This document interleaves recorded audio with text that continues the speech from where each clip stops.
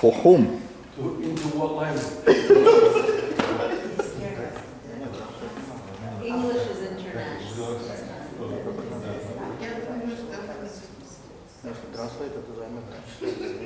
Relax.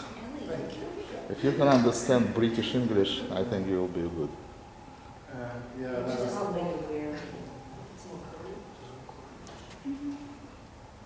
Did you switch on the audio?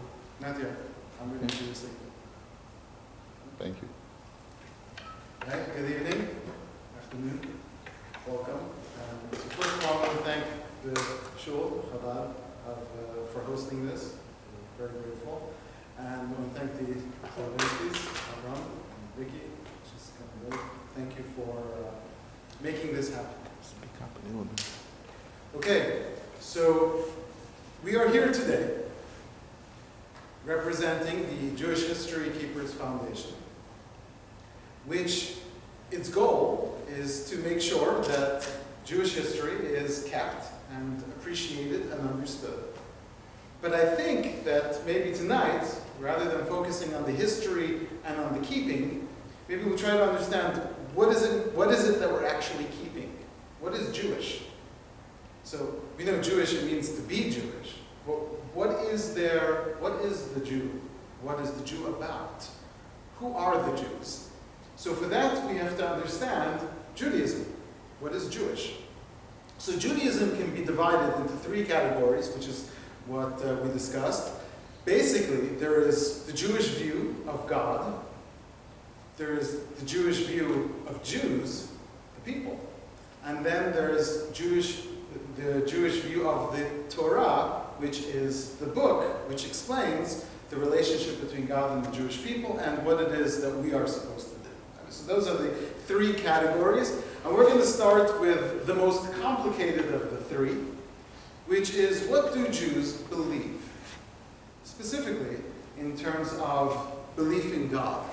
And I think the way that the question was phrased originally when we were discussing how to discuss this, I think the question was, why do people still believe in God? And I think that's the reason why we're asking this question this way is because that's actually the way most people ask the question. People who ask me this question, they say, after all the advances that the world has made in knowledge and science and all of these areas, why are you still believing these old religious ideas? Or as I heard once someone phrase it to me, why do you still believe that there's someone up there, some old man in the sky who's throwing lightning bolts at people? And of course, the famous answer that's always given to that is that the God that you don't believe in, I don't believe in that God either. Right? This image that people have of this old angry man who's punishing, it's not even the beginnings of what we believe. What we believe is that there is, what I believe, is that there is a God who created the world, who is not a creation. That's, because, it's a very interesting thing. We always tell, when a Jewish child comes home from school and says to his mother, I learned today in school that God created me, but who created God? Right? Great question, right? So what does every Jewish mother do? Wow, what an amazing question. Just wait till your father gets home. He's going to be so proud of you. And then the father comes home and the mother says, you won't believe the question that your son asked today. And the father says, what is it? And he says, well, God created me. Who created God? And the father goes, wow, that's brilliant. That's amazing. My son is so smart. I'm so proud of you. Let's take this question to the rabbi. And then you meet with the rabbi and they tell the rabbi. The rabbi's like, wow, you have such a smart child. Why? Because in Judaism, we like questions. We like questions. Challenge. Go ahead, challenge. Because if it can't stand up to challenges, then why are you believing it? Right? So we like those kinds of questions. And then the rabbi sits down with the child and explains to him, you have to understand, God is not a creation. If God were a creation, it wouldn't be God. You see, the way we believe, there's existence. See, the problem is that most people start with, well, how did the world come to be? Well, the earth is a rock that bounced off this and then came to that, and then magically all these green things grew, and then there was a soup, and from the soup came tadpoles, from the tadpoles came dinosaurs, from the dinosaurs came people, like whatever story you have, right? And then if you ask, well, what caused it? Well, there was a big bang. What was before? Universally, the answer will be, it's not my department. Ask any expert. It's not my department. How am I supposed to know? Right? But you see, we're not, when we're studying metaphysics, when we're talking about Judaism, we're not talking about how the earth came to be. We're talking about how existence came to be. And we believe that there's a God beyond existence who created the world. Why did he create the world? Why would God need to create the world? That's a complicated question. I could spend the rest of the lecture just talking about that. But let me give it to you in the simplest terms possible. Because God is good. Because God is perfect. Because God is beyond existence. And so if God is good and perfect and beyond existence, then to be good, you have to be benevolent. There needs to be someone to receive that good. And so God said, let there be. Now, at what point in time did God make this choice? It's a silly question, because God doesn't have time. Right? Time begins when God says, let there be time. Words exist, ideas exist. When God says, let there be words, let there be ideas. Before that, we can't comprehend. You know, it's not like trying to explain it to a little child. Trying to understand what God is like trying to explain what this is to a cat.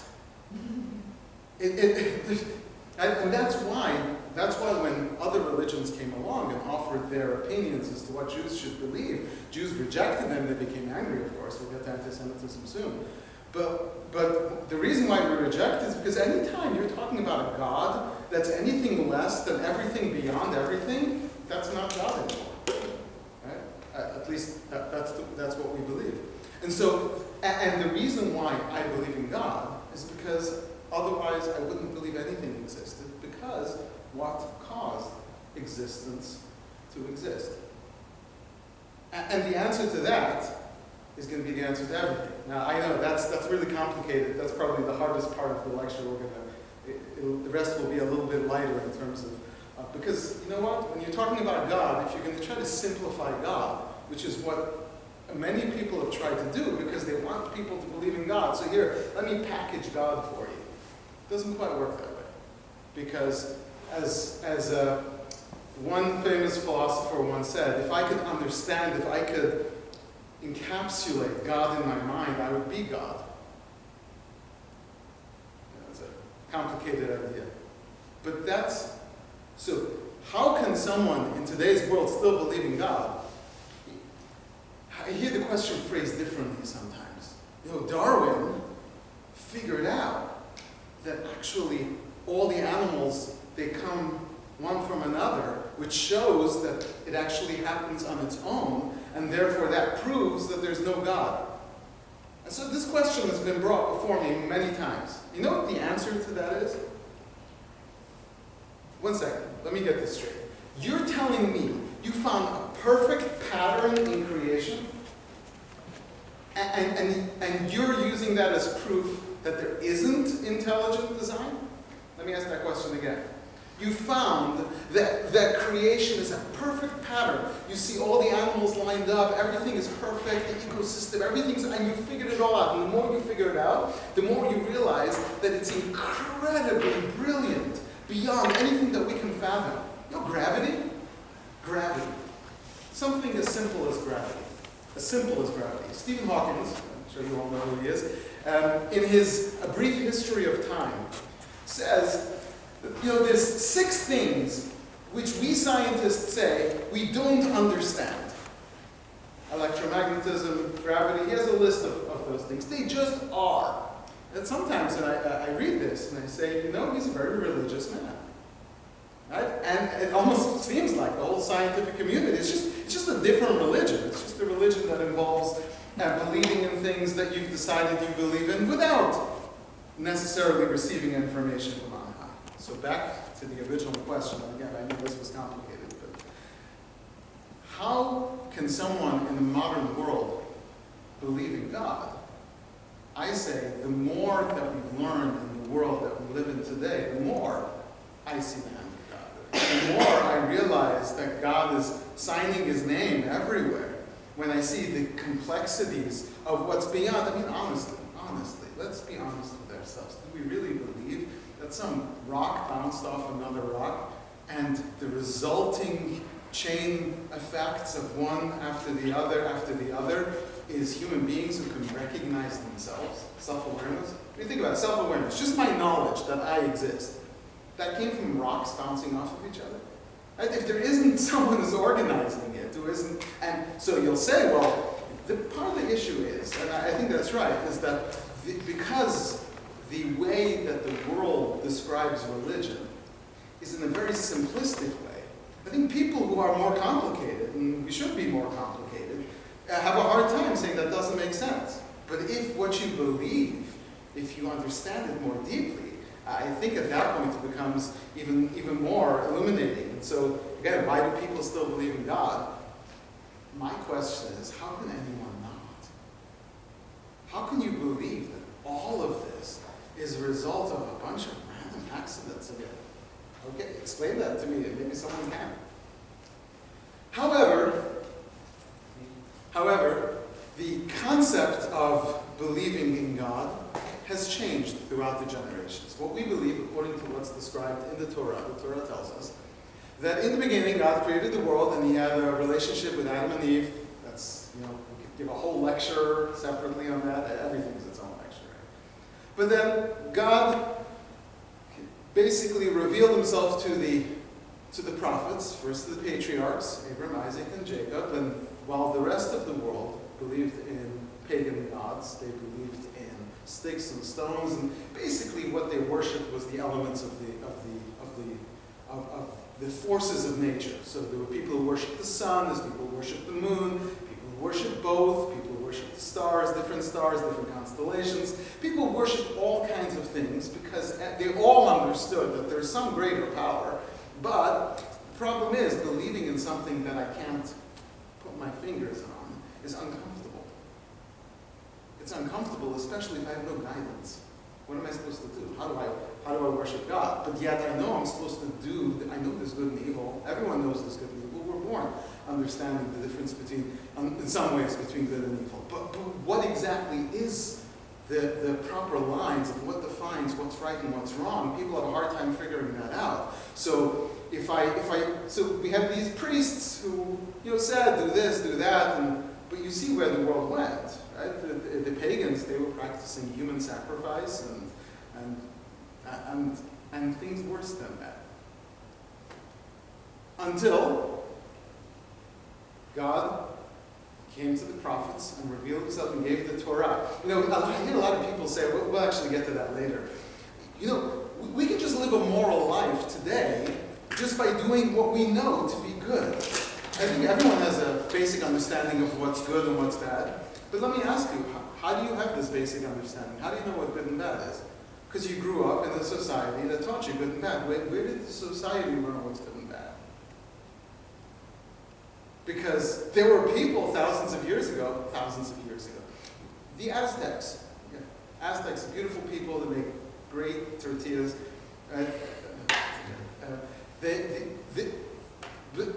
How long? 500-600 years ago? And they were still practicing human sacrifice when the Spanish people came here. In fact, the reason why they were so quickly destroyed was because all the towns around were helping the Spanish to defeat the Aztecs, because the Aztecs weren't sacrificing their own people, they were taking from the neighbors, which is how it was done in old times. So how do we live in a society? So you've heard, these are Judeo-Christian values, right? So it's interesting how the Christians kind of put themselves in there. This goes back to the Torah, which we'll get to later. The Torah teaches us some of these basic ideas. It taught humanity the difference between right and wrong. Many of the things which we understand today to be given, humanity didn't figure it out on its own. They just didn't. It is we, the Jewish people who were commanded, as it says in the book of Isaiah, to be or goyim, to be a light unto the nations, and we were meant to teach the world, not because we're smarter than anyone else, but because we received the Torah. And so what we believe, therefore, is that there is a God, there must be a God, there is obviously a God. And the world sometimes has a hard time catching on, and it's because most people would like to live a life based on what feels good in the moment. And living a life that's sort of higher value is a difficult undertaking. And so that's why most people won't even hear this conversation being said out loud. And that's an interesting thing to me, because if someone comes to me and says to me, I just want you to hear what I believe, I'd listen. I have. It doesn't sound very convincing to me what other people believe, because I've got a system for how I understand things, but I appreciate that there are other people who understand things differently. But what happened is that as Judaism expanded, the world began to move away from paganism. But interestingly, it wasn't the Jews who brought the world away from paganism, it was actually Aristotle. Socrates, Plato, Aristotle, but mostly Aristotle, who taught the world that the belief in these, in other words, what he introduced to the world was, let's stop getting into all this superstitious stuff, and let's just think rationally. Let's all think rationally. And Aristotle, you know what his rational conclusion came to? That there is a God. Except that Aristotle believed that, you see, if God is really that great, why would he care about me? So that's why Aristotle believed that there's a God, and because there's a God, there's a world, but one has nothing to do with the other. And the reason why Aristotle believed it was because he had such an incredibly deep understanding of God that he said God is so high that it's almost, this is what he said, it's almost beneath God to even know of my existence, to even know that I exist. Of course, the problem with Aristotle is that he's limiting God. He thinks that God has these human emotions where it's too boring to think about people. So Aristotle, at least got halfway there. But then Aristotle's wisdom started to spread through the world. Greek wisdom spread through the world. But it didn't win. It didn't win the battle against paganism, because at the same time, within a few hundred years, came along Christianity and filled the world with the Christian view of the world, which is sort of semi-monotheistic. Let's not get into Christianity right now. It's basically monotheistic, at least within some level of it. And so the world went, one second, you mean these sticks and stones are not God, but God is something greater? Sounds good to me. And so the world, and then Islam expanded into the world. And this lasted until the 1700s, when the Enlightenment came along, and starting, let's blame it on Voltaire. Why not? He deserves the blame. So Voltaire and all the people who came along with that, they told the world, no, you see, and actually what they're really doing is moving away from religion into Epicurism, Epicurists, who really said that, we don't know anything. And so the Enlightenment, which is supposed to bring light to the world, is really just a way of saying, well, we don't know anything to be true, so let's not believe in anything. And that's why you find yourselves in the world today, where everyone says, no, you don't know anything to be true, and since we don't know anything to be true, therefore, believe what you want. Which is a really interesting way. It's really risky, because what if you're wrong, right? But that kind of, I don't know, and therefore I'm just going to live my life, it's really comfortable, but the disappointment when you get up there, and it's like, really, there is something? Could you send me back down? I want to redo this, anyway. The story of the human belief in God, of whether we do or don't believe in God, it's complicated because human beings are complicated. And we're not here to mock anyone for their beliefs. People have to, but we have to be able to hear, to think.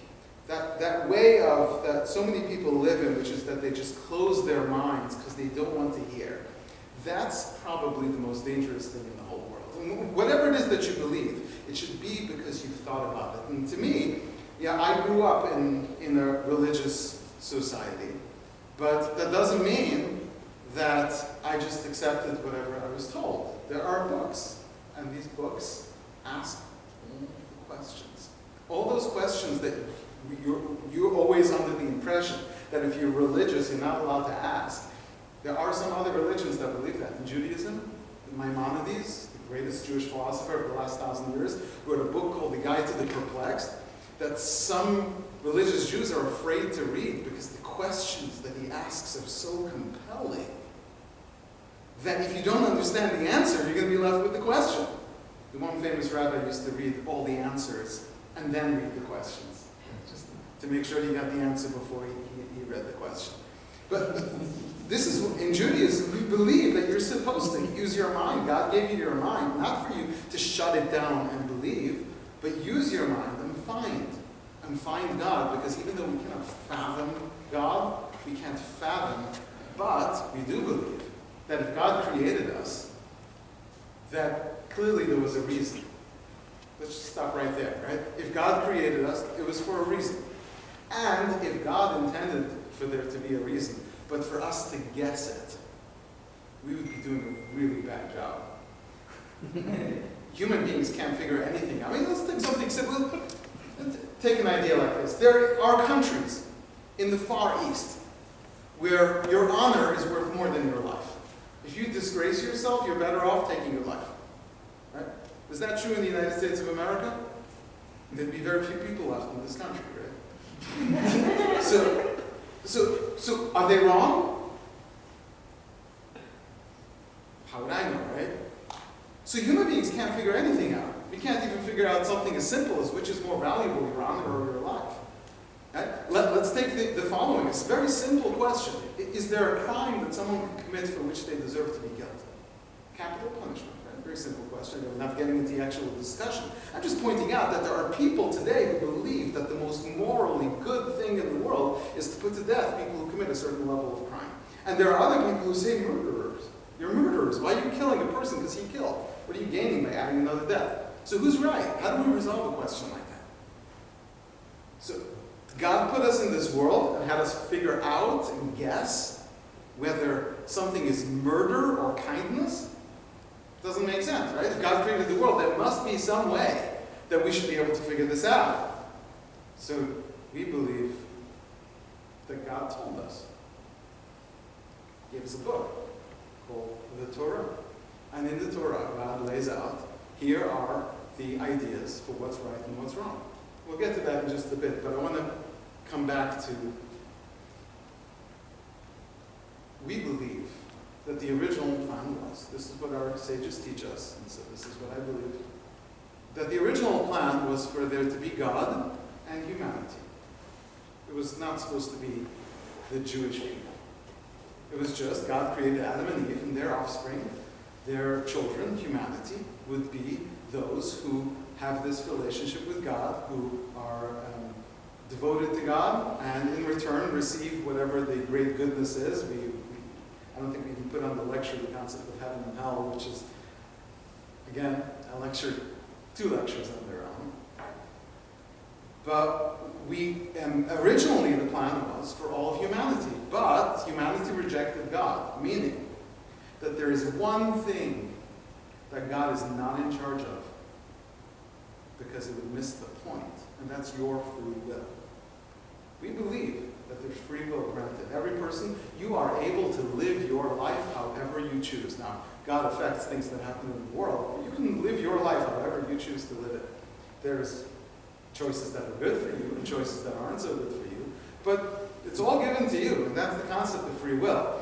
And one of the questions that we said we were going to discuss, if there is a God, then why do bad things happen? Why is there evil in the world? Or, I think I've heard this question so many times that I'm going to throw it out there even though no one here has asked it. Where was God by the Holocaust? Right? How could there be a Holocaust if there's a God? God, he's supposed to be watching the Jewish people. There are a number of answers to this question. We can't go through them all. But the most important answer is that there's free will. In order for God to create the world, in a way where we can receive this good, whatever that good is, however we understand it, which again we can't discuss today. In order for us to receive this good, this world that we are here in is not the end. Because I'll tell you this, any God that creates humanity just for us to live this life seems like he could have done better, right? Let's be honest. Anyone here not have, use the Jewish word, tsaros, troubles? Anyone here? Not free, perfect life, everything's always been exactly the way you wanted it?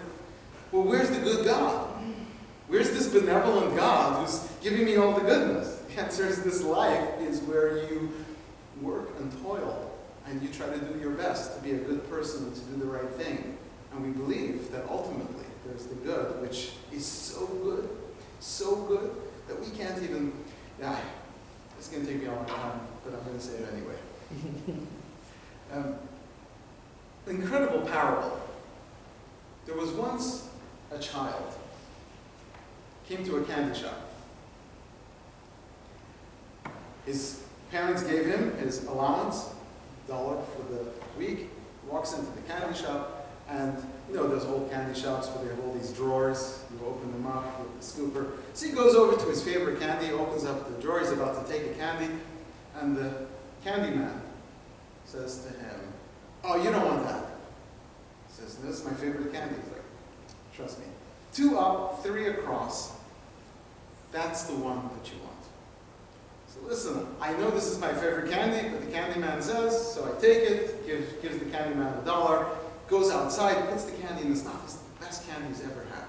He's like, "This is amazing. The candy man really knows his stuff." So he comes back the next week with his $1, excited to buy his new favorite candy. And when he walks into the shop, the candy man says to him, "No, you don't want that." He says, "Really?" "Yeah, it was really good." He's like, "No. 2 down, 6 across, that's the one you want." So, listen, he got it right last time. Gives him the $1, takes the candy, walks outside, eats the best candy he's ever had. Third week he comes in, he's not even, which one now? And so each week, this one, that one, this one, that one, takes him through the store. A few months later, he comes into the shop. And the candy man says to him, "So which one are you going to get?" So he says, "Well, you tell me." He says, "Oh no, you've had all the candies, you've tried them all, now you just take what you want." So he said, "What do you mean, it's over? That's it? There's nothing better than this?" I was so excited, I was waiting for something better. Listen, not really, there isn't really anything better, so just, really, Candyman says to him, "Listen, I want you to know, there is one candy, which is so good." I'm using candy as an example. It's so good, the only problem is, you're going to have to take 6 months off of eating candies before you can eat this. What do you think the kid does? Now, would he trust anyone else to take 6 months off his favorite candy? No, but this is the Candyman. And the Candyman has proven himself to know what he's talking about. And so he takes 6 months off. Of course he takes 6 months off. Right? God created this world and filled it with so much good, just so that you can know that he knows what good is. And I think that's part of the problem. You picture heaven as, these people with wings and harps, and that's the far side, right? Heaven is people with harps, and hell is people with accordions. That's heaven is God's goodness. And he says, "Listen, I know what you like. You know why I know what you like? Because everything in this world that you like, it's because God not only made those things, but gave you the ability to recognize them and to feel them and to experience them. Because you should know that I've never tasted dog food. But I know there's such a thing as gourmet dog food. I don't know what that means, but I guarantee you that your dog doesn't know what that means. Right?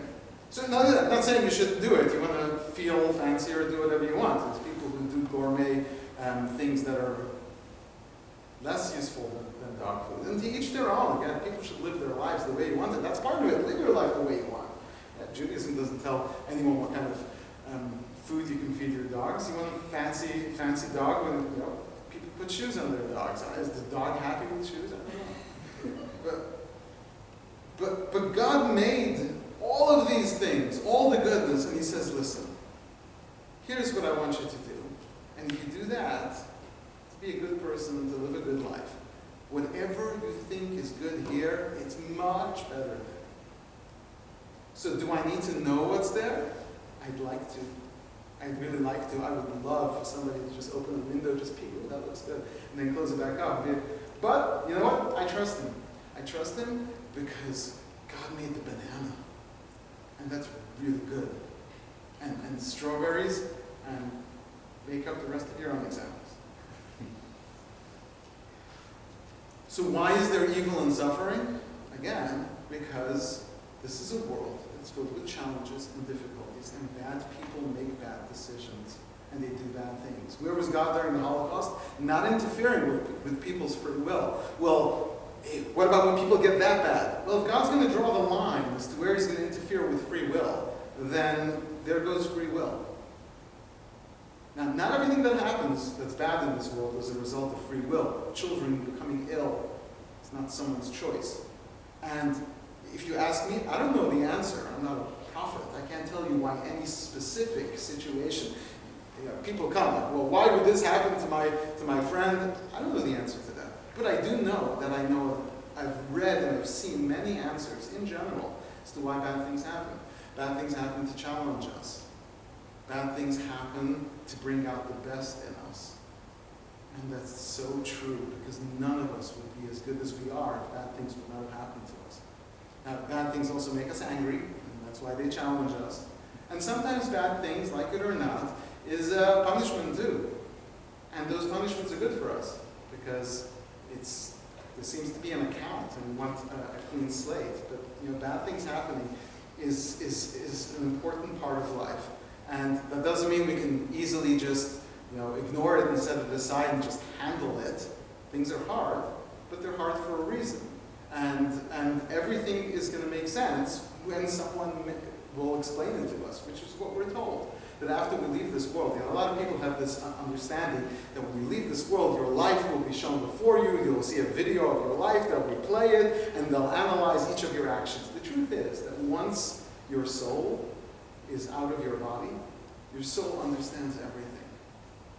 The truth is that if you could currently in this moment recollect everything that's ever happened to you in your life, your whole life would make sense. Yeah, here like, why do bad things happen to good people? What makes you think they're good people? Right? We're saying good people. Everyone's a good person. There are some people who need a kick in the pants, but everyone's a good person. People who I meet, they're all good. But we've all done things. We've all done things. We've all done things that we're not very proud of. And you know what? I'm happy. I don't like it, but I'm happy that the things that I've done that need to be fixed are hopefully being fixed in this lifetime. And so why is there evil and suffering in the world? Because that's part of the world that God created, and that's part of the life that we need to live in order for us to accomplish what we need to accomplish in this lifetime. And if life was easy and everything went well, what would be the point? I'm not saying that we have to suffer in order for things to be exciting. But there does need to be a world of suffering for all of this to have meaning, for all of it to have some purpose. There has to be a process that involves good and evil, and each of us has to have the challenge to overcome this good and evil. And some people are really good at it, and they become really good people. And there's some people who are really bad at it, and they become really bad people. And you know what? What's even scarier than that is that those bad people think that they're very good people. You should know that every one of those SS guards believed that they were doing the world a goodness. And that's part of what we were saying before. Do you really think that we as human beings can figure it out on our own? This is how long ago was this? Thousands of years ago, the Holocaust? Millions of years ago? Right? Last century. There were people who believed that the extermination of a race was a goodness for the people. The extermination of the Jewish people. Like, honestly, what have we done?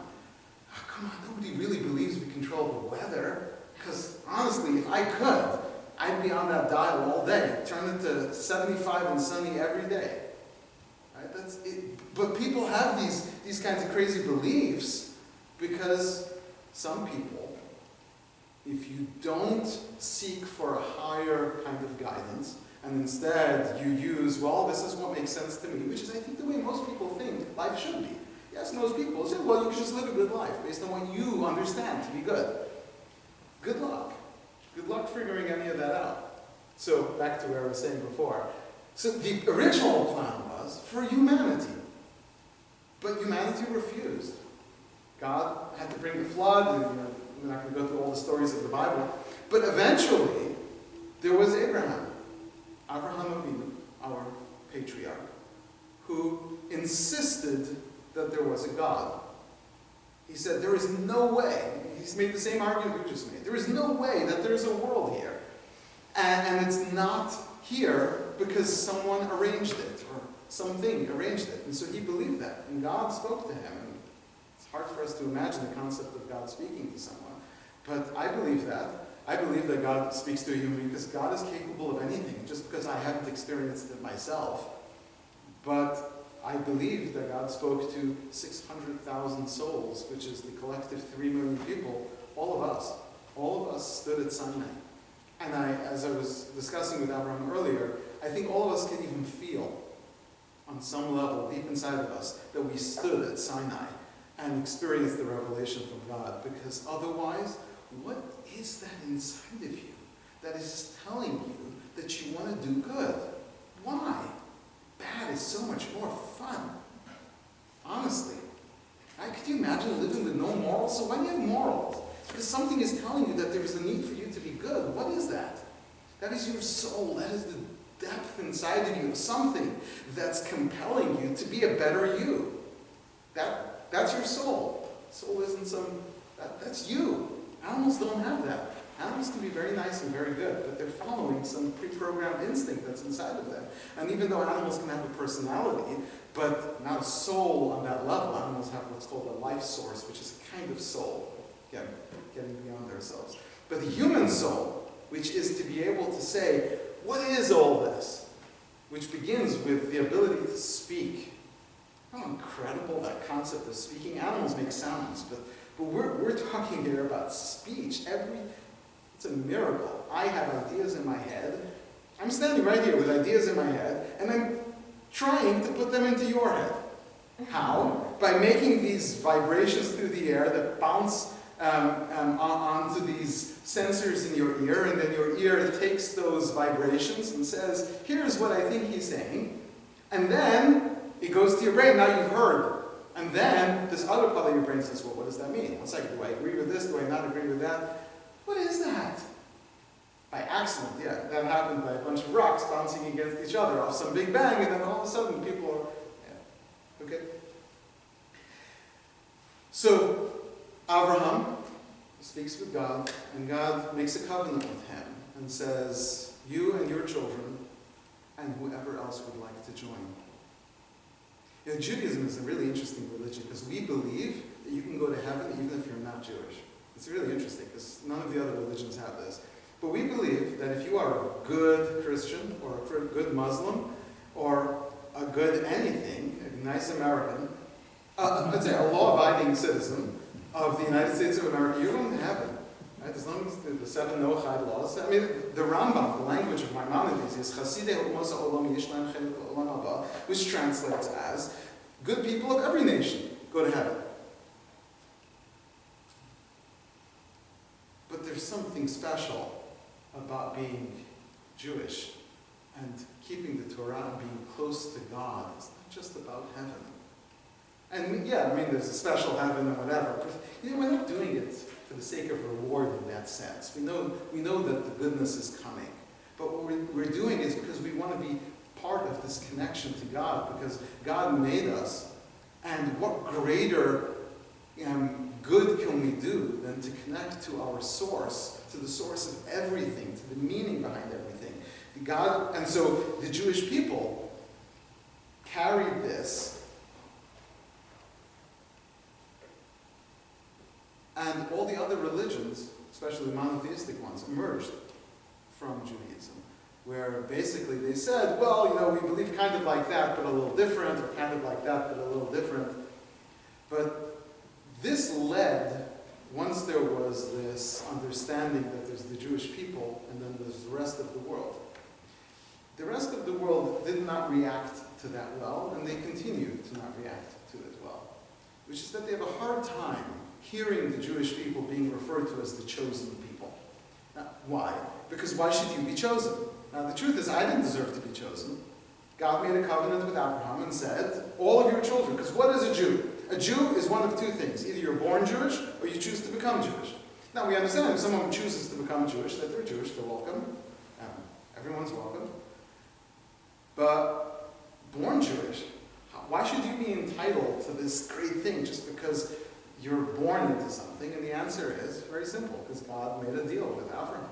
He said, you amongst the rest of the world walked away from God, and God said to him, here's what we'll do. The other thing is, 8 days old, you have to give a circumcision, sometimes a little later in life, but that's back to your joke. But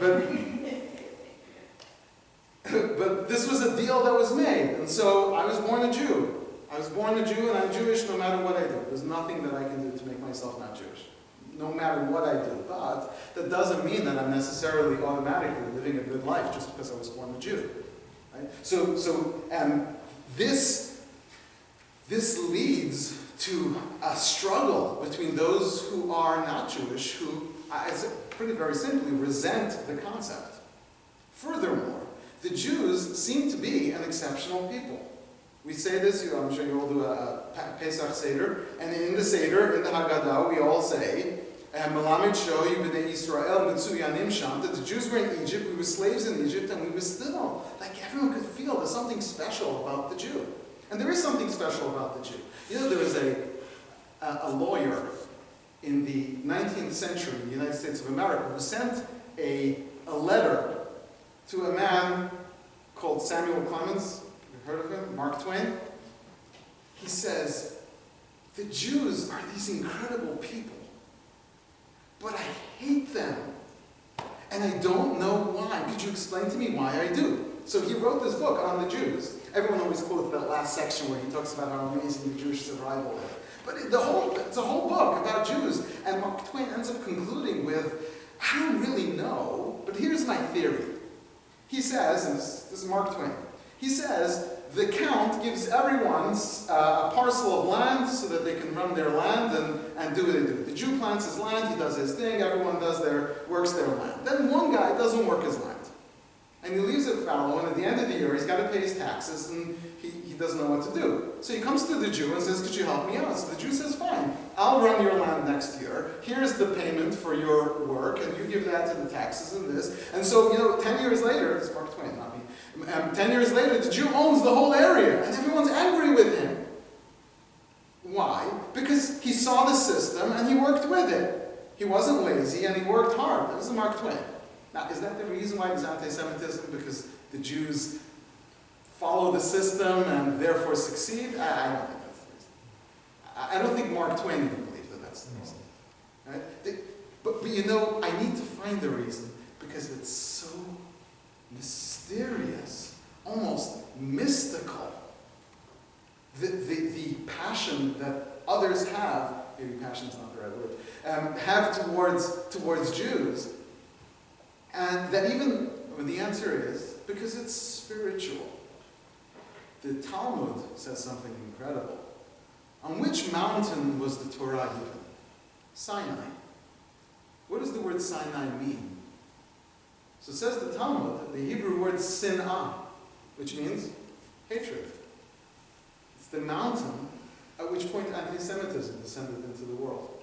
Because when someone has a connection that you don't have, you resent that person for it. And if it's a deep spiritual connection, you don't even know why, but you just feel it. And maybe some of you are thinking like that doesn't make sense. We're rational people. Anti-Semitism is irrational. Think about it. It's irrational. How could there be the most developed society in Europe? I mean, we're talking advanced, beyond advanced. in terms of morality. Germany was leading the world. And yet, the barbaric behavior at mass scale to the point of their own destruction, it's irrational. And it cannot be explained in any rational way. I mean, in specific situations, Chmielnicki said that the reason why he hated Jews so much was because some Jew once cheated him out of business. So because of that, he went through his uprising and killed 200,000 Jews minimum. That's the smallest number we have in Poland, which was at that time, in 1648, the Chmielnicki uprising. Right? So the fact that there's a statue of him in all these cities, when are those statues coming down? Okay. But meanwhile, the Jew has tried to do whatever we can do to make the world a better place. That's really the honest truth. Right? I'm not here trying to undo the world. I don't know who these elders of Zion are, but I've never met them. And I've met all the big rabbis in the world, and none of them are part of this group. It's so silly, but yet people believe this kind of stuff because they need to believe it. They need to believe it because otherwise how else would they explain what it is they're feeling? And if what they're feeling is really, the truth is that anytime anyone hates someone, how could a human being hate another human being? I don't understand it. I don't understand how you can hate. I understand you can dislike it. This guy, some guy clicks his pen all day. You're annoying me. But to hate, where does hate come from? And the answer is, you'll see this universally. People who hate is because they're missing something. Always. They're missing something, and they cope with missing something by hating on someone. And that's where anti-Semitism comes from. It comes from people feeling, I hate to say it, but spiritual FOMO is probably the closest term we have. Fear of missing out.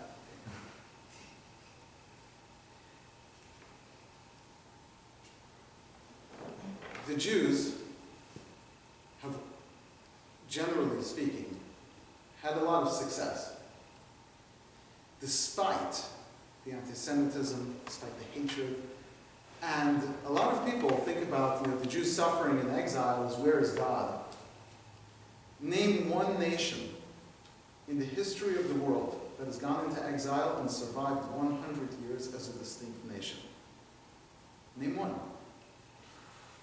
100 years. We have been in exile out of our country. A state was reestablished in 1948. The majority of Jews still live in exile, but even until then. You're talking almost 2,000 years. How does a nation remain alive and distinct and exceptional? Look at the list of Nobel Prizes. We're not saying this to show off. We're saying here we are, 30%, right? 30% of Nobel Prizes for a nation that is 0.03% of 1%, right? 0.03%. Now, I once saw a theory on this. It's an old book written in the 20s called The Jewish Mystique. Don't ask me why I read it. It's somewhere that was the only book available. But it's a great idea. He presents this interesting theory. He wants to suggest that the reason why the Jews are so exceptionally smart is because, he says, in the Jewish world, generally the smartest people, they were made to be rabbis. I don't know if that's still true today, but at least it was. And so the rabbis would marry the daughters of other rabbis, and so you'd have smart people marrying. Then they would have 15 children. And so there you had, basically, we were breeding geniuses. And meanwhile, in the Christian world, if you were smart, you became a priest, you took yourself out of the gene pool. Okay? So that's an interesting theory. And maybe that works for the Christian world, but it's not true of the rest of the world. And so it's supernatural. It's supernatural because we are the people who were given the Torah. And the Torah is our guide for life. And even if you've never studied the word of Torah, it's so deep in your bones from hundreds and hundreds and thousands of years. But we're talking hundreds of generations where your bones are filled with not just moral ideas, but just sheer brilliance. Because if you've read any of the Talmud, and I've had an opportunity to go through the Talmud, there aren't words to describe it. There's no book in the world like it, except for the other works. But the Jewish people are a special people, and we've done a lot of good for the world, and that's what we're trying to do. We're trying to make this world a better place. And take a look at all Jews, even those who are unaffiliated. They're all so benevolent. Have you noticed that Jews are so giving? The Jews are always so giving. And sometimes they give to what I consider to be the wrong cause, but what do I know, right? They consider it to be the right cause. But sometimes when I say this, I feel like, well, why are you talking about the Jews? Other people also give. Okay, let them give lectures about what they do. I'm talking about what we do, right? And Jews are generous. We're giving. We're kind. We're nice. I don't know who these people are they talk about who want to destroy the world. Again, I've never met them. They don't exist, but except in people's imaginations. But that's what people need, because if you want to hate, you have to create something in order to fill that void inside of you, and that's your problem, not mine, right? So then what is right? What is right? So we believe that God came to us and said, here's the book. Here's the book. It's called the Torah.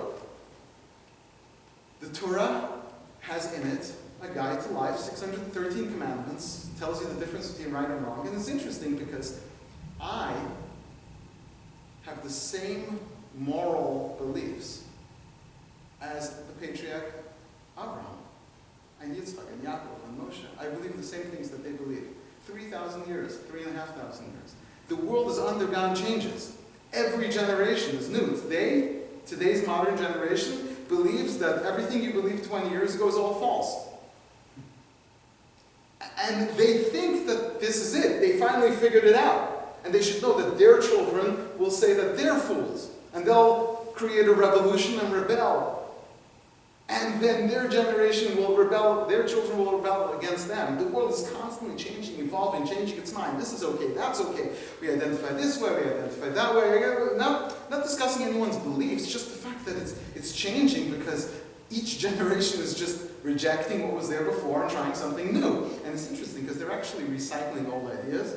It's like fashion, right? There's only a limited number of things, so the length of the skirt can only go from here to there, and the cut and the this, and you have this kind of sleeve and that kind of sleeve, but there's a limited amount. What are they called? The bell bottoms, right? Those will come back. They'll come back. They'll all come back because but each one thinks this is it. They are back. They are back. Thank you. Right? Exactly. Right? But each one thinks, and you look at people. I can't believe you wore those glasses back in the 70s. They're fashionable again, right? Those plastic whatever glasses, right? So what we believed has not changed for 3,500 years. And I think I'm a moral person in this world. I mean, I don't do everything right, but at least I understand morally the difference between right and wrong. But I'm believing something that was written 3,500 years ago. And how is that possible? It's never changed. It hasn't changed. It's the same Torah. And not only that, but all the stuff that's leaked out became the stuff that you now say, whoa, I have my own morals. Yeah, where'd you get those morals from? From the same 3,500 years of tradition which we are passing along. How can the Torah speak to a modern world? The Torah speaks to every generation. The Torah is universal because God did not write these rules. Now, if you'll ask me, well, why is not eating pork, why is that relevant to today's society? We don't have time to go through the 613 commandments. But there are books that explain every single one of those 613 commandments, what their purpose is. Not only why they have such a rule, but what you're supposed to do with it and how it makes you a better person. Because, once again, it's the same morals. And so we have these books, they're available. Any bookstore. And they describe to you a system for how to live life, not based on some human being, as wise as Aristotle, or Einstein, or Newton. Well, Einstein and Newton weren't so much moralists, but Aristotle certainly was. You go forward in time. Let's go all the way to Nietzsche. Right? What does he believe? We so therefore, do what you want. Right? Those are people who are trying to find what's morally correct. There are people out there who are trying to figure it out. And good for them. Everyone should try to figure out what the difference between right and wrong. You know, not everything your parents teach you about right and wrong. And, you know, you grow up in a society. You grow up in one society, they teach you this is right and that's wrong. You grow up in a different society, right? What's correct? What's more morally correct? Communism or capitalism? Let's spend the next million years arguing over this. We won't come to a conclusion, but we'll understand that there are two sides. So how do we make a decision? The answer is, God said you don't have to sit there. I'll tell you. Now, does that mean that there's no leeway? Oh, there is plenty of leeway within the Torah. Some people interpret it this way, some people interpret it that way, but all within that space where some people will say, well, this is the proper way to keep Shabbat, and some people will say, well, actually, you're allowed to do that, but you can't, but all within a very specific space of what's appropriate and morally good according to the way that it was taught to us by God. And so I'm going to conclude at least the lecture part of this by once again repeating these ideas. I believe in God because I can't understand how anyone who would rationally process this would not believe in God. Just look at the world. Look in the world and you'll see there is an intelligent designer. What exactly that means, I don't believe in a God who stands there with a long white beard and lightning bolts. I don't believe in that either. In fact, I don't believe in anything that has any kind of physical semblance of any form or nature, any physicality, any image, any form, even any limitation, other than ones that God would choose to impose. I believe that there is the Jewish people, and we are a people who have a close connection with God, and we have this close connection through the Torah that we were given. And by studying the Torah, and by learning the Torah, and learning what it means to us, and learning what it means about us, we can fulfill our purpose and our destiny. And so part of the goal of Jewish history keepers is to try to preserve. I think a lot of people who are Jewish forget what that means. And they think that it's just, this is the family I descend from. And that's good. That's good, because just simply identifying as a Jew is itself a beautiful thing. But there's more than that. You have a tradition, you have a history, and it's a meaningful one that's seeped in so much truth and depth and goodness. And so, for me, I consider it a privilege, I consider myself lucky to have had the opportunity to not only be part of it, but maybe to have the insight, and not everyone who I know who's religious has had this, to say, well, how do I know that what I'm doing is right? And I had to go through my own journey and my own discovery. And I found that not only did I come out with, of course, what I have is right, but I think that in some ways I appreciate it more than other people. So I encourage all of you. I'm not telling you what to believe, I'm not telling you how to live your life. But don't live your life simply because this is what works for you and it's convenient. Make sure it's meaningful. Make sure that what you're doing, there's a reason why you're making choices in life. Make sure that what you're doing is based on what you feel is what you were put into this world for. And with that, not only can we see what happens afterwards, but even this life itself takes on so much more meaning. Okay, so I'd like to open questions. It's a free-for-all. Go for it. Take your time. I know that was... I'll go first. You? Please. The asking one.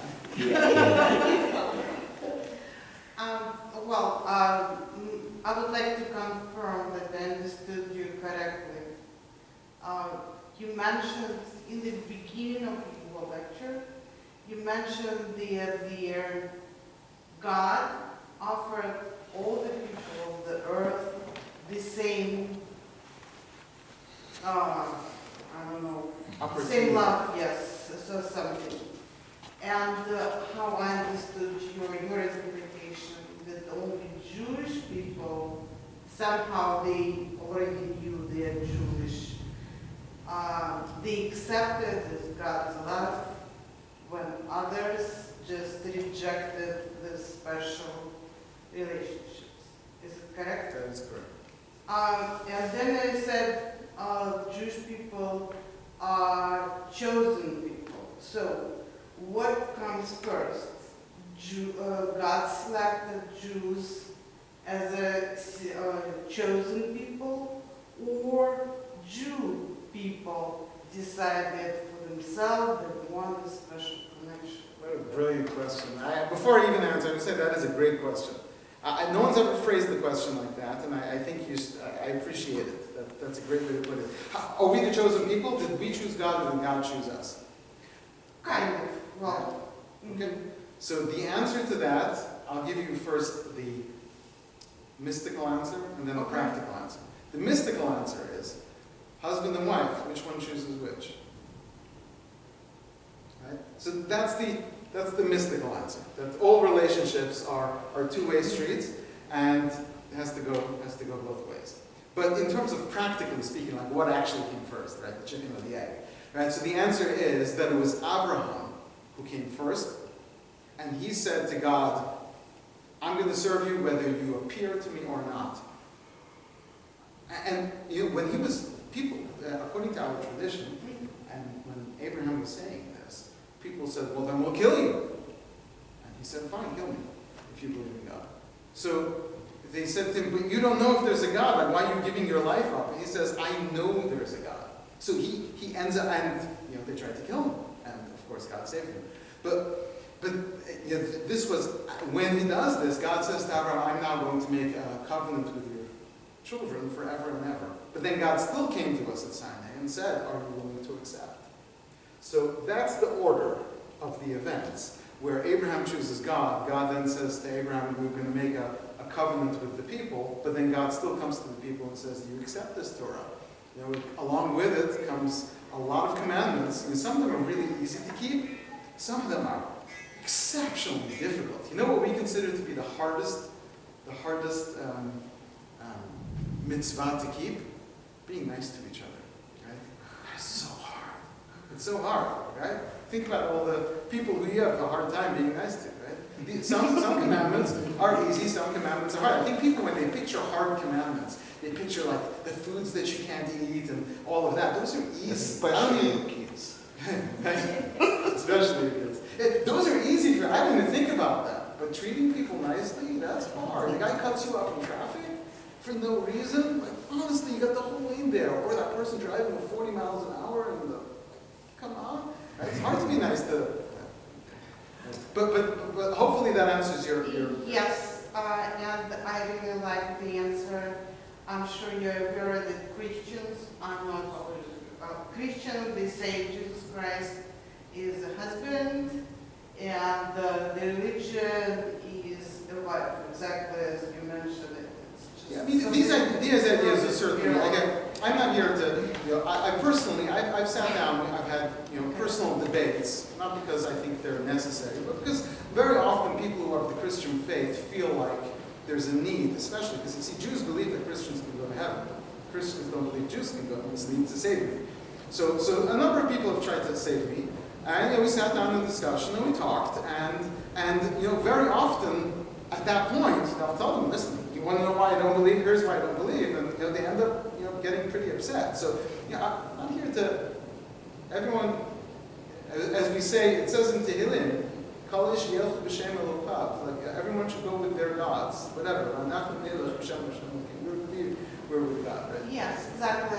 But my question is about religions or other people. As you mentioned, all people on the earth are sons and daughters of God, right? Equally.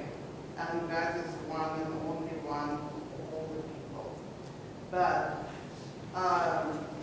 Jewish people, they have some special connection with the God. So that means all others, they are left in kind of not side by side, and that's what causing them to be anti-Semitic, like they are envious about Jewish people. Is it something like Right. I'd say resentful is the word, because envious suggests that I want to be like them, and everyone's welcome. Everyone's welcome. So it's more of a resentment. People don't want to change their lives. They just don't like when other people are doing things better, because then they feel kind of bad. So I would rather everyone kind of lower their standards so that I don't feel so bad about myself. And that's really not a healthy way of living, but that's what turns it to hate. And if people would not agree with Judaism, it'd be fine. But then hatred, then where'd you go from one to the other? Like, honestly, I could be walking down the street and people will say something to me like, I've never hurt you.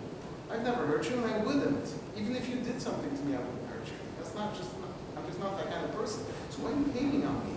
Right? It's because like I said, it's because people are missing. They're missing something inside of themselves and they want to fill that with lashing out or by coping, by hurting someone else, and then I feel powerful, or whatever it is, whatever the psychological mechanism of it is. And it's incredible that we're not talking about in specific individual people, we're talking about nations, entire nations, who process this way when you mention the word Jew. So you can see why, for example, in societies that develop where they kind of want to keep everyone in one mindset, let's take, for example, the development of the Soviet Union. So it was very important for them to eradicate religion for a number of reasons. But one of the reasons is, I know, Marx supposedly said, religion is the opium of the masses, which, by the way, I'm sure you know, is completely misunderstood. He didn't mean it in a negative way. He meant it in a positive way. It means that's how people cope, right? He didn't mean it that it's the drug. He meant that it helps people be in a better place. He meant exactly as a drug. Yeah, well, but Marx. But the concept of needing to remove religion is really because religion is an obstacle, because religion tells you that you should fight for what's morally appropriate. And if I have a belief that a certain system is important regardless of moral state, so for example, if you can take 12 million people and whatever, because it's important for the greater good, that kind of thing, religion doesn't buy into that, so they have to eradicate religion. So this is where hate comes from. It's a terrible thing. And then I do apologize for keep asking questions, but this is kind of, and then from this perspective, then we believe that Jew people as a society are the best. And would it be your dream that suddenly, one day, all people on the earth would become religious Jews? Just everyone. Religious Jews, not necessarily, but we do it, and it says this in the works of the prophets, that there will come a time when the entire world will recognize God, and we will all of humanity will as one. And what that requires is really very simple. See, if God would reveal himself to the world. Just, right, so that would change everything. And so we believe that that's, again, I want to get into futuristic ideas. Mashiach, maybe the rabbi can follow this with a lecture on Mashiach. These are important topics, but I'm sure I'd be happy to explain to everyone. But we're kind of just going to stick to the subjects we discussed. But there is this belief that at some point the whole world will recognize God as God, and it won't be a question. It won't be a doubt to anyone. It will be clear as anything else that there is a God, and everyone will. That does not mean, and we don't need everyone to become a Jew. It's not necessary. We just want everyone to be good people, and part of being a good person, you don't need to believe in God to be good. You can be good without that, but you're doing a lot of guesswork. So if you believe in God, the whole process becomes a lot easier, because then you understand that what's good is the way the greatest knower of good. And a lot of people tell me, well, this thing, I get all these commandments, but this one commandment doesn't make sense to me. It seems immoral. You mean according to your personal understanding? Because your personal understanding is somehow calculated and you figured it all out, and this is the one problem that you have. Right? So, I've also got certain commandments I don't understand. But I say, listen, the other ones do make sense, and since God's smarter than me, and some may be hard for some people to accept, but I have no trouble with that. God is smarter than me, so if he tells me that those things are right, okay, they probably are. So that means like Buddhist monks, monasteries, and they are exercising some religious rituals and something they are far lower than. I don't know about lower. You see, you used the word before, better. I don't think I'm better than a non-Jew. I don't think the word better is correct. I'm luckier, right? But let me say it like this. I think Buddhism is a good example because Buddha, if he would see the way they practice Buddhism today, he would be outraged. Buddha was an atheist. Right? And Buddhism, in its purest form, is atheism. It was when he introduced this concept, and first people went along with this, but people have a hard time with atheism. And for good reason, because atheism is wrong, right? So what they did was people started to bring in all the Hindu beliefs and the ancient pagan Chinese beliefs, and all of a sudden Buddha became a statue in the rabbit's belly. To him, you missed the whole point, right? The whole point is that there isn't any of this. So I think that's a great example of where people who are practicing this today are actually practicing a mixture of human-created religions and what they believe Buddha said, which I think is also a human-created, well, you can call it religion. So it's this mixture. So yeah, I don't think they got it right. But if they're living good lives, then good for them, right? If they're doing the right thing, it doesn't matter to me. Okay, so they need to believe better, right? Can I rephrase the Yes. question? Because Yes. I think I'm understanding you. Okay. I think the question, and you can correct me if I'm wrong, I think the question is, there are other religions that practice peacefully in their specific way to be close to God. Why is that way less chosen, why is that way less holy than practicing in the Jewish way to be close to God? Is that my way? Yes, exactly. Less moral. Using Like, why is it incorrect to use Buddhism or use Hinduism or use whatever to feel the opiate that is closest to God? Good question. Good question. Yeah. Sometimes we have to collaborate. I think the answer to that would be that if any human being would just say to himself, I'm going to sit in the corner and I'm going to sit down and figure out what a good person is, I think they'll get 75% of it right. But they won't get all of it right. And it'll be essentially guesswork. So those people are good people. Because the texts, like the Vedas, don't cover and encompass everything that The Vedas are pagan. They're really pagan, and I mean, the Vedas are big. I don't know what Buddhists actually read for. well, what Buddhism today is a mixture of the ancient Hindu works and some of the ancient Chinese stuff. But the question is, I think it goes back to the same thing would be if someone just on their own, let's forget yoga and whatever, but just on my own, if I sat down and I figured things out based on what I want to do, why isn't that good enough? Mm-hmm. Right? And the answer is because you're only half right. And you're certain part, let me phrase it differently, maybe this will answer the question better. Part of being a good person, part of being the greatest good that you can be, is not just morals and behavior, but also understanding and reaching a certain intellectual place. The mind is also part of what we use. So I think, for example, yoga. Let's take yoga for example. Yoga is an incredible way of reaching into the deeper parts of ourselves and connecting body and soul and mind in this way that brings out the best within us. But it doesn't connect you to what's on the outside in any way other than what's happening in your imagination. And so it still makes you a good person, but you're spiritually connecting to what you're picturing are these spiritual forces, but you're not able to define them clearly because you're just human beings. So without God telling you what's out there, without the information, it's just what you're experiencing based on, so it would be no different than the way that the ancients understood the stars. So they believed that the stars and the sun is going around the earth. Why? Because from our perception, that's what it looks like. And so we couldn't really know better until we get outside of ourselves. Yet, they could predict eclipses to the minute. How? Because the systems still function the same way. It's the same mathematical calculations, but the reality that you're picturing is wrong.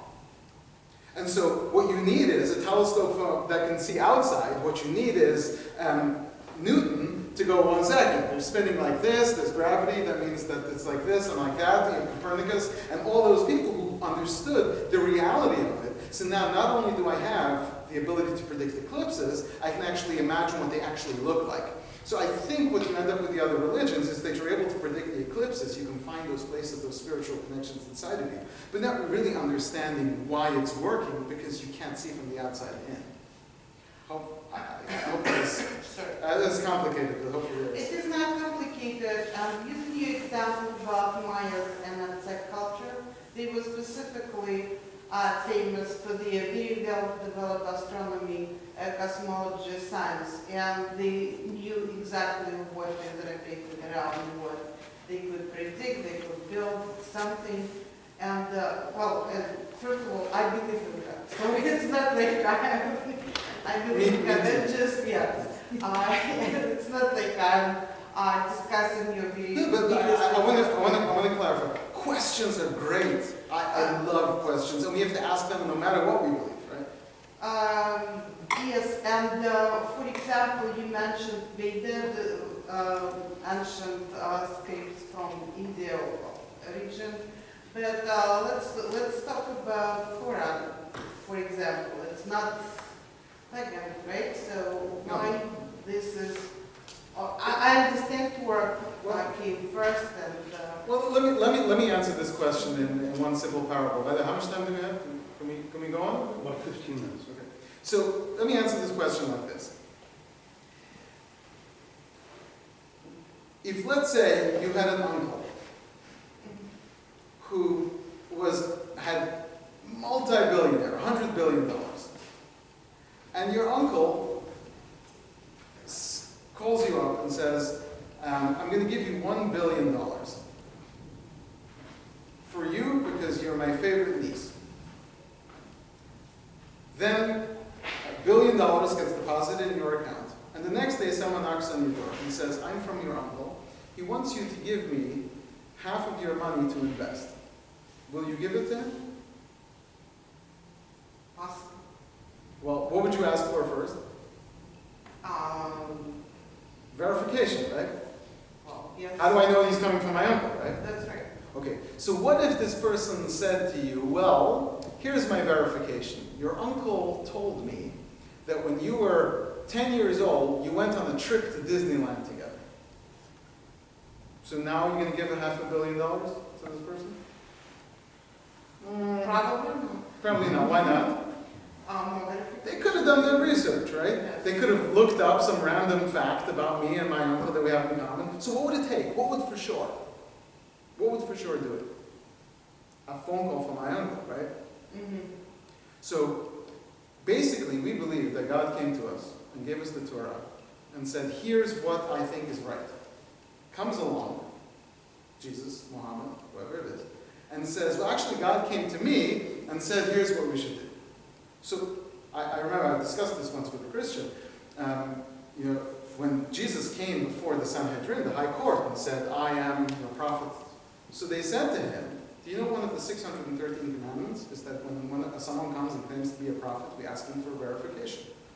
It's one of the 613 commandments that you must ask for verification. So we asked for verification. You know what his response was? Why, you have no faith. So he left. He comes back the next day. And he says, I'm here, I'm a prophet, I'm here. And they said to him, where's your verification? And again, he says, you have no faith, and he leaves. So I said this to a Christian. I said, that's why we didn't accept him. Where's your verification? I want a phone call from my uncle. God came to us and he told us, here's the Torah. And then these two individuals come along and say, well, actually, no, it's different. So this Christian says to me, well, where does it say this story? Like, where are you getting your information from? So I said, it's in the New Testament. That Jesus came to the Sanhedrin and said, and they said, where's the verification? And he said, you have no faith. It's in the New Testament. So in your own book, it says that he wouldn't provide verification. That's what we believe, because, and again, I'm not here to mock any other religion. People believe what they believe. But the thing is, for me, it needs to stand up to this rational kind of, and just telling me to believe. And I said this to him. He says, well, the more irrational it is, the more faith you can have. I said, well, then I'm the Messiah. He says, that's ridiculous. I said, I know, faith. Right? You know how much faith you would need for me to be the Messiah? Trust me. You'd need a lot of faith. Right? So we don't believe that way. We believe that God doesn't trick people. God doesn't make it impossible to figure it out. God doesn't tell one person, and then everyone has to believe this one person, which is We just don't think, because again, back to my original point, is that God could have just made us and left us to fend for ourselves, but we'd be a mess. We were a mess. We were practicing human sacrifice. When I say human sacrifice, I mean people were offering their own children, right? So that's the whole test of Abraham was, could you at least pretend, could you go along with it, even though it's the opposite of everything? Again, let's not talk about that now. But the people weren't getting it right. And the answer, we believe that God doesn't leave it to people to guess. He allows us to figure it out and gives us at least fair opportunity. Having one person bring us, that's really again, do I know the truth? Do I not know the truth? I don't know. But what I do know is that one person coming with a book is not something that's going to make me give up what I believe God gave to my entire people. So for Muslims, I believe that a good Muslim who follows what it says in his religion and keeps the 7 Noahide laws is going to have a place in heaven. Even though he doesn't believe that I will, I'm fine. I'll be happy to have that discussion with him in heaven if hopefully I make it there. But I'm not going to change because one person comes along. So that's really basically that's what it comes down to. Why the Jewish people did not go along with the other religions that were brought up and suggested. Again, from a rational point of view. Yes. You said that unlike some others who were just born into it and followed blindly, believed what their parents told them, what their rabbis and other leaders told them, you questioned some things more than others around you. What was something you questioned the most, and what answer did you come to?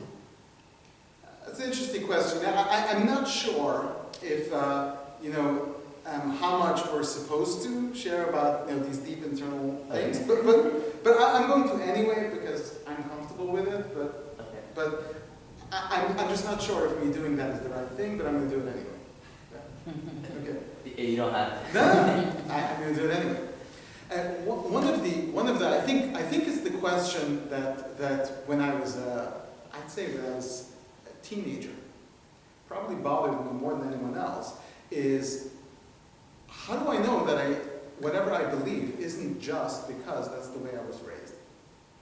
And I think that that's a question that everyone on the outside wants everyone on the inside to ask, but not everyone on the outside asks that question either, right? Because so many people are like, well, maybe you're just religious because you were raised that way. Well, maybe you're not religious because you weren't raised that way, right? So, and it's probably true. But that was a question that I did feel the need to ask myself.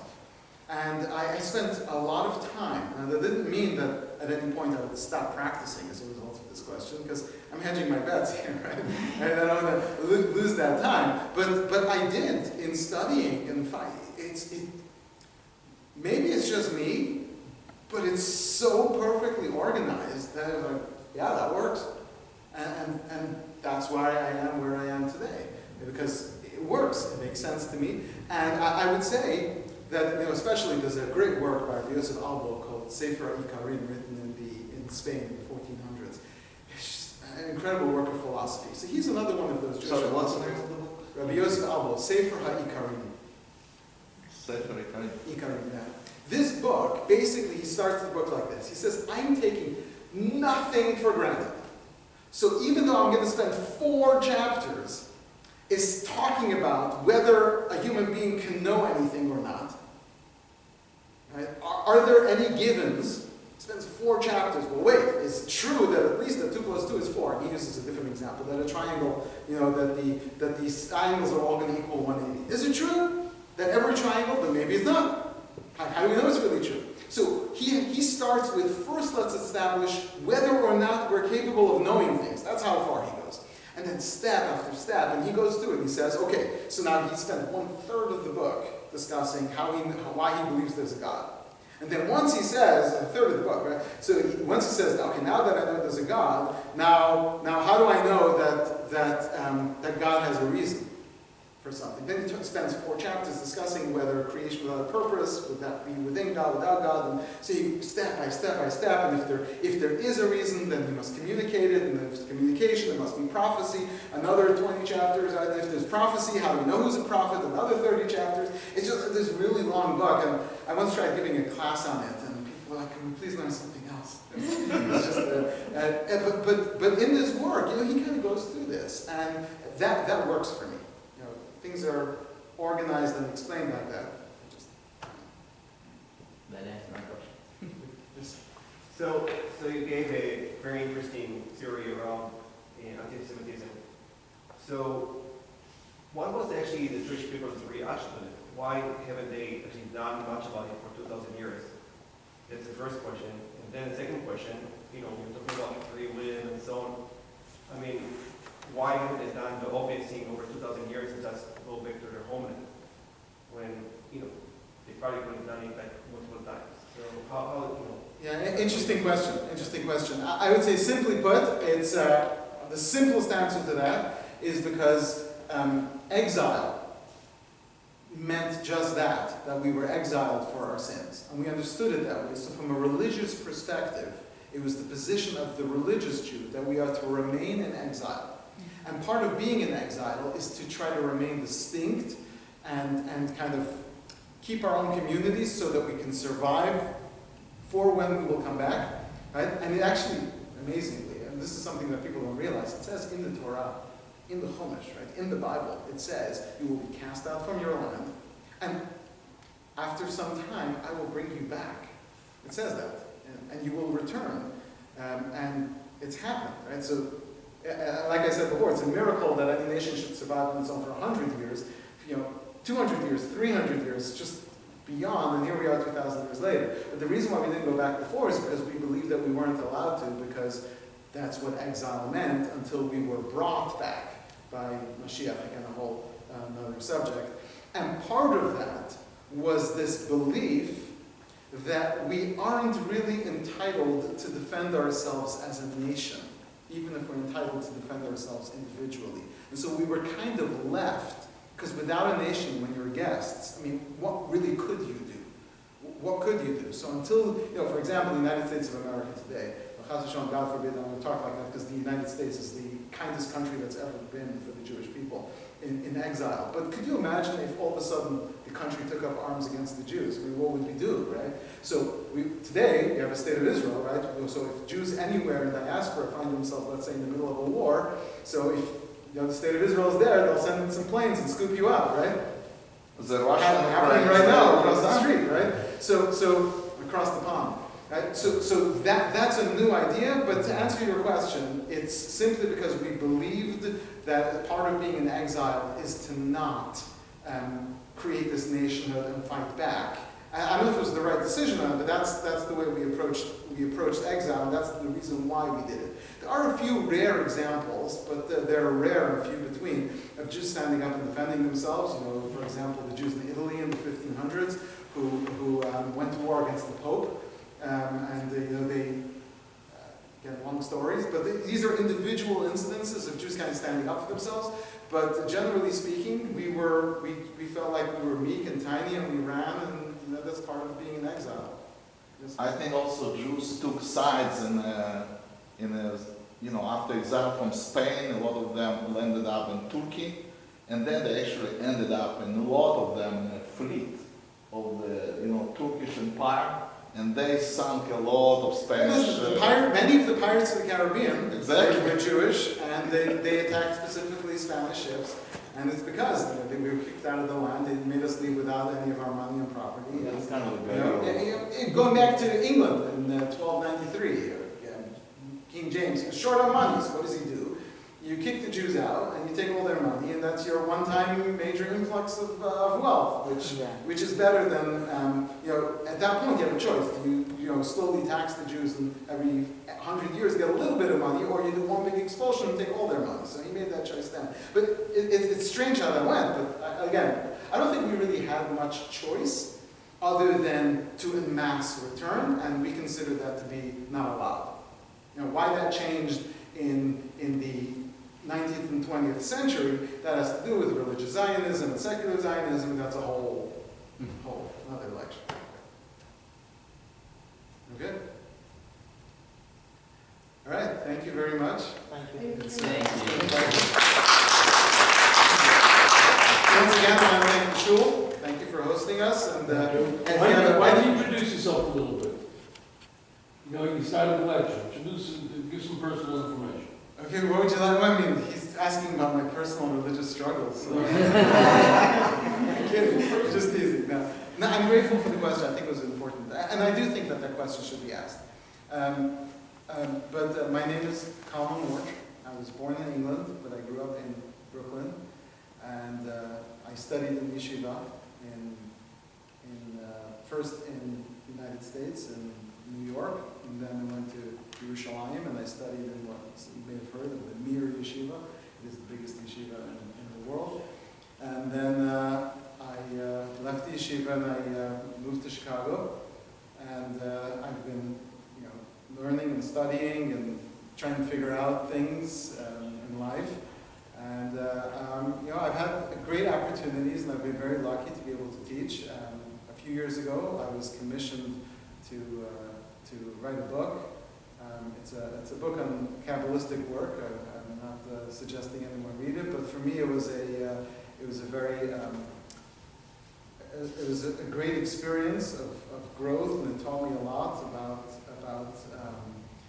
how to understand things and how to explain things. When you have to write things down for other people to read, it forces you to not only think about how you understand things, but how other people understand things. And I think that for me,